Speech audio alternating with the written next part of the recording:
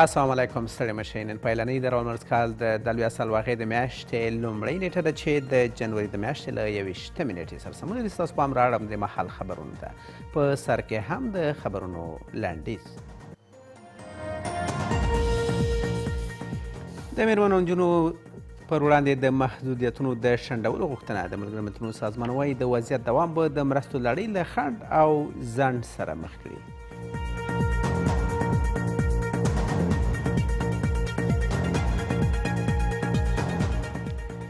د سړک له کبله د مړو په شمېر کې ډېروالی.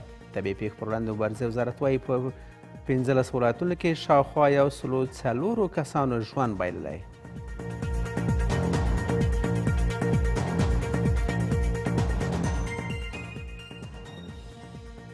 بشري مرستو ته لاړو کسانو د شمېر ډېروالی. د ملګرو ملتونو د مرستو د همغږۍ دفتر وایي سږکال 28 کسان د ژوند د ژغورنې مرستو ته اړتیا لري.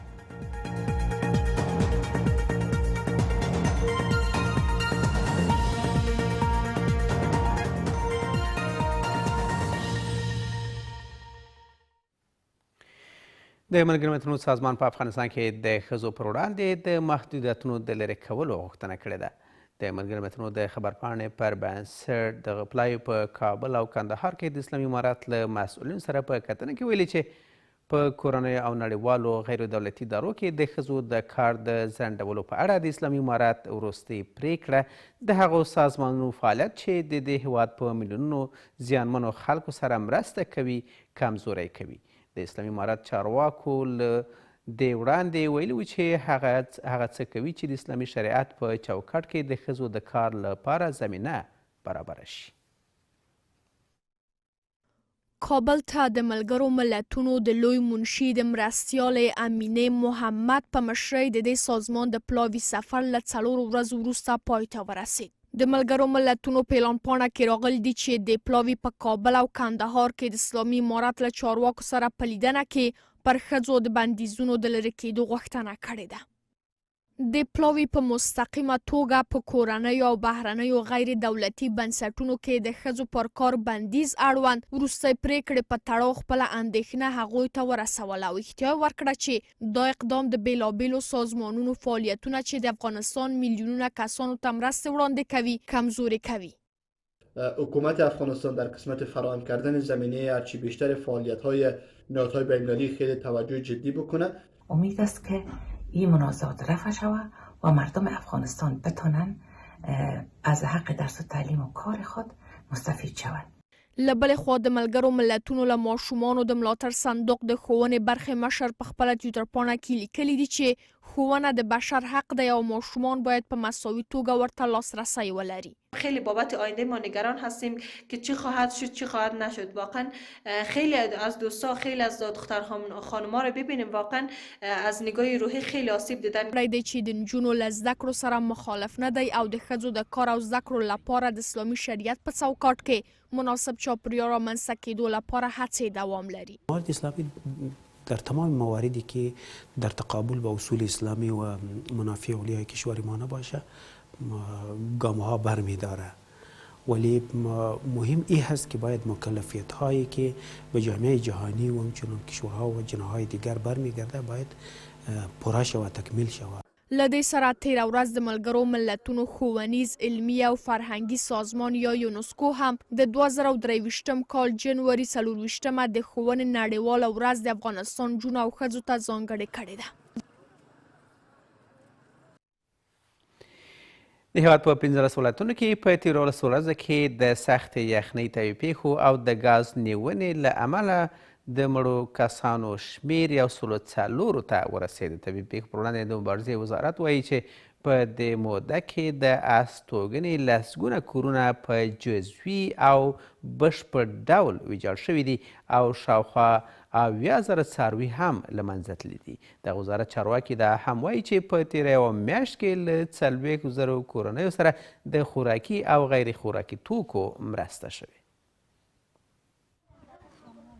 په هیواد کې د یخنۍ له کبله د مړو شمېر د هر ورځې په تېرېدو سره ډېریږي.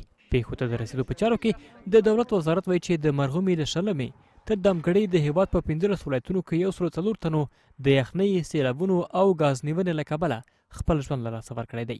طبیعي پیښو همداشان 50 کورونه قسمي او یا هم په بشپړه توګه ویجاړ کړي او نږدې 80,000 څاروي هم له منځه وړي دي. د ولایتونو پیښو سره د مبارزې ریاستونو د راپورونو له مخې له بده مرغه د هوا سړېدو، سیلابونو، اور لګېدنې او د ګاز نیولو له امله د مرغومي له شلمې څخه تر اوسه 104 کسان شهیدان، 50 هستوګنځي په بشپړ او نیمه توګه ویجاړ شوي او نږدې 70,000 څاروي له منځه تللي. د دې وزارت چارواکي ټینګار کوي چې د دې وزارت د ژغورنې ډلې زیان لیدونکو سیمو ته استول شوي دي او په تېرې یوه میاشت کې یې نږدې 40,000 کورنیو سره د خوراکي او غیر خوراکي توکو مرسته کړې ده. پیښو ته د رسېدو په چارو کې د دولت وزارت د سروې سره هم مهاله د رسېدنې ټیمونه سیمې ته لیږدول شوي تر څو د لا زیاتې انساني زیانونو څخه مخنیوی وشي. دغه وزارت د مؤسسو او له دولتي ادارو په همکارۍ په تېره یوه میاشت کې 40,000 کورنیو ته خوراکي غیر خوراکي مرستې ویشلي. مخکې له دې یو شمېر نړیوالو مرسته کوونکو بنسټونو په افغانستان کې د هوا د سړېدو له کبله د یو شمېر کورنیو له زیانمنېدو اندېښنه کړې او له هغوی څخه یې په ملاتړ ټینګار کړی دی. د ملګرو ملتونو د بشري مرستو د همغږۍ دفتر وایي چې سږکال په افغانستان کې د اړو کسانو شمېر ډېر شوی دی. اوچا په یوه ټویټ کې لیکلي چې په 2023 کال کې په افغانستان کې له 28 میلیونو ډېر خلک د ژوند د ژغورنې مرستو ته اړتیا لري. عبدالخالق نومیږي. په تیرو کې به یې نجاري کوله، اوس چې ناروغ دی د کار کولو وس نه لري.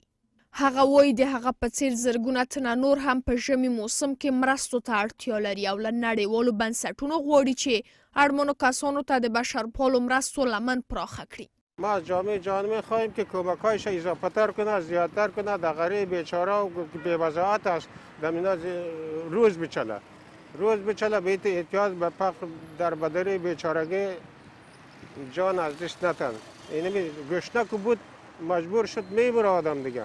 کار نباشه، غریبی نباشه. د ملګرو ملتونو د بشرپالو مرستو همغږي کوونکې ادارې شمیرنې ښیي چې په 2023 کال کې په افغانستان کې 28.3 میلیونه تنه مرستې ته اړتیا لري. اوچا په یوه ټویټ کې ویلي چې د اړمنو کسانو شمیر د اقتصادي ستونزو، اقلیمي بدلونونو، لوږې او د نښتو د بدو پایلو له کبله ډیر شوي دي. با قطع شدن این کمک‌ها مطمئناً ما و شما شاهد یک فاجعه عمیق انسانی از بابت کمبود مواد غذایی و امکانات امرار حیات و بهزیستی در افغانستان خواهیم بود. بنابراین توصیه می‌گردد که این کمک‌ها ادامه پیدا نماید، زیرا این کمک‌ها مؤثریت زیادی را در کاهش فقر در افغانستان داشته است. که چیرته ملل متحد او یا خیري مؤسسې خپل هم د بندیدو اقدام ته دوام ورکړي، واقعا چې دغه به په ملت باندې ډیر یو بد اغیزه وکړي او فیصدي د فقیرانو به په دې هیواد کې اضافه شي، علاوه د هغې نه چې مخکې هم غټه فیصدي منګه په دې هیواد کې درلودله. اسلامي امارات که څه هم مخکې د تل یې په افغانستان کې د بېوزلۍ د له منځه وړلو په موخه د سترو اقتصادي برنامو په لاس نیولو ټینګار کړی دی چې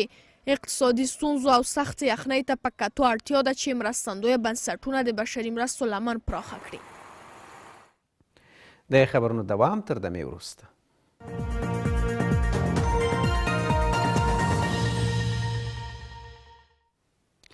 بیا هم ښه راغلاست. اسلامي امارات یو ځل بیا د اقتصادي پروژو او بیا په ځانګړې توګه د تابع پروژې د امنیت ډاډ ورکوي. په خبرپاڼه کې د رئیس الوزرا د اقتصادي مرستیال له قوله ویل شوي چې اسلامي امارات د دې پروژې د پیلولو لپاره بشپړ چمتووالی لري او اړتیا په صورت کې به یې د امنیت د ټینګښت لپاره ځانګړې قطعه هم جوړه کړي. د افغانستان له لارې پاکستان او هند ته د ترکمنستان د ګازو د نللیکې خلاصول یوه له مهمو سیمه ییزو اقتصادي پروژو څخه ده.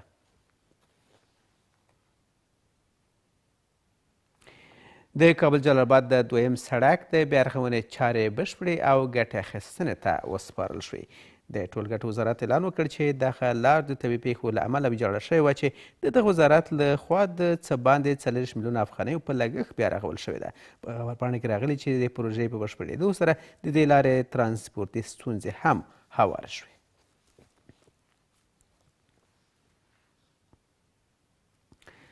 او دا چې د کندهار د کرنې او مالدارۍ ریاست چارواکي په دولت کې د هنګې د کښت د ودې لپاره د هلو ځلو خبر ورکوي.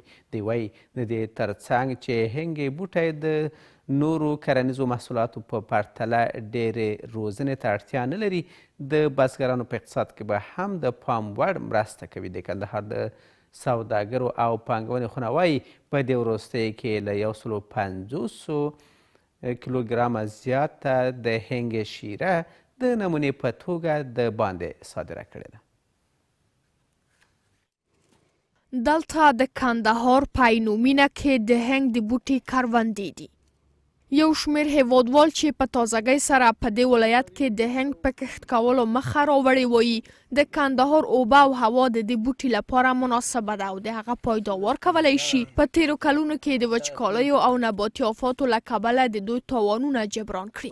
دوی همداشان ټینګار کوي له دې سره چې د هنګ بوټی ډېر زیار ته اړتیا لري، ښه ګټه هم له هغه څخه لاسته راځي. ګټور دی، مصرف یې کم دی، اوبه نه غواړي، دونه مصارف نه کوي. چې اصلي مصارف خاجي دغه یو خاصه ماشي چې سړی ورپاکي چې دغه مصارف دي. اوس دغه یو ځای دی مثال تقریبا په ګرد کال کې ما یو واري خواري پکښه ده، صرف د جوی مې ورسمې کړي چې د واښه ماشه مې ورولې چې.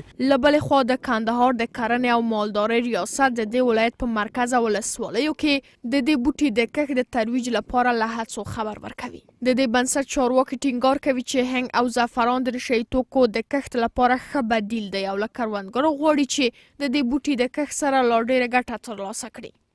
هنګ چې پلان لرو چې د په طبي شکل په غرونو کې تر دغه کو تخمونه وپاشو وکرل شي او یا خلکو ته عامه پوهاوي له لارې تشویق یې کړو. شاولي کوټ، میانشین، نیش، معروف، شوراوک او ریګستان ولسوالۍ او تختپل ولسوالۍ کې پلان لرو. په همدې حال کې د کندهار د کرنې او سوداګرۍ خونه بهرنیو هیوادونو ته د هنګ د بوټي د شاوخوا 150 کیلوګرامه شیرې له صادرولو خبرې کوي. دوی وایي د هنګ شیره په نړیوالو بازارونو کې لوړه بیه لري. تازه موږ دغه هنګ په کرلو او د هغه په راټولولو کې یو څه زموږ بزګران لاسرسی پیدا کړی دی چې څو ورځې مخته په اصطلاح د دې هغه شیره چې راټوله کړې وه 150 کیلو کېده په اصطلاح یا لیټره کېدله، هغه د دې ځای د نمونې په ډول سره یوړل شوله چې انشاءالله د هغه د نتیجې وروسته به زموږ خلک دې ته واداره سي یا دې ته به تشویق سي. هنګ 10 کاله عمر لري او هر کال تر 100,000 له هغه څخه شیره راټولیږي. دا بوټی مخکې د غرونو په لمنو کې په طبیعي ډول لاسته راتلل، خو دمګړی کروندګر هغه په معیاري ډول کري. د چارواکو په وینا د هنګ کښت د کندهار سربیره په زابل، هلمند او روزګان ولایت کې هم د دود په حال کې ده.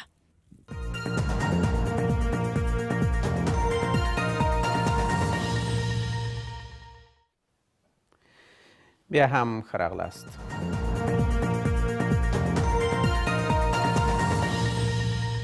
د چین په لویدیځ کې د واورې د ښویېدو په پیښه کې لږ تر لږه 10 کسان مړه او یو شمېر نور لا درکه شوي دي. په پای کې هم د سبا ورځ د هوا د حالاتو وړاندوینه له ملتیا مو منندوی یم. ښاد او ودان اوسئ.